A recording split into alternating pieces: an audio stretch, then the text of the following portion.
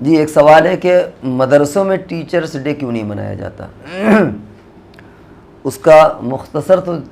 تو جواب یہ ہے کہ مدرسے والے فالتو اور فضول کام نہیں کرتے۔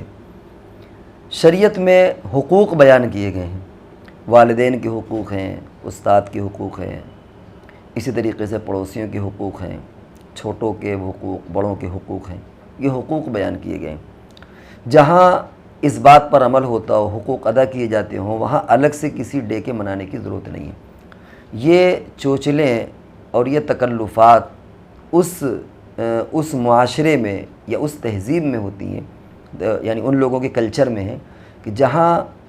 احترام کا کوئی تصور نہیں ہوتا،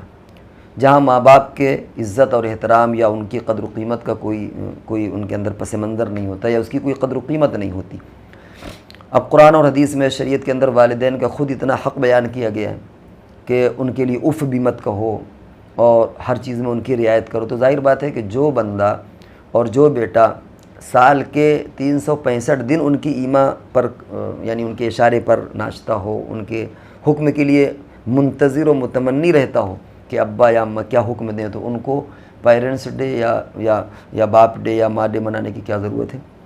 جو طالب علم خود اپنے استاد کے فرما برداری کے لیے بالکل ہر وقت تیار رہتا ہو، اس کی جوتیاں سیدھی کرتا ہو، تو اسے ٹیچرس ڈے منانے کی کیا ضرورت ہے؟ اسے تو یہ ڈے منانا کیا ہوتا ہے کہ بھولی ہوئی چیز کو یاد کرنا، اس کا مطلب ہے کہ اسے یاد نہیں ہے، وہ بھول چکا ہے، تو جس کو خود یاد ہے اسے یاد دلانے کی ضرورت نہیں ہے۔ یہ ڈے وہ لوگ مناتے ہیں جو بھولے ہوئے حقوق سے، جو نہیں جانتے کہ استاد کا احترام، استاد کا حق کیا ہے، ماں باپ کا حق کیا ہے، چلڈرن کا حق کیا ہے، بچوں کا حق، اس لیے وہ ڈے منا کر کے اس کو یاد کرتے ہیں کہ یہ تمہارے اوپر حقوق ہیں۔ لیکن جس بندے کو ہمہ وقت وہ حقوق یاد رہتے ہوں، بچوں کے کیا حقوق ہیں اس کو یاد ہے، ماں باپ کے کیا حقوق ہیں اس کو یاد ہے، استاد کے کیا حقوق ہیں اس کو یاد ہے، تو اسے ڈے منانے کی کیا ضرورت ہے؟ اسی لیے بات پر بات نکلی، جو حضور علیہ الصلوۃ والسلام پر درود و سلام کا مسئلہ ہے،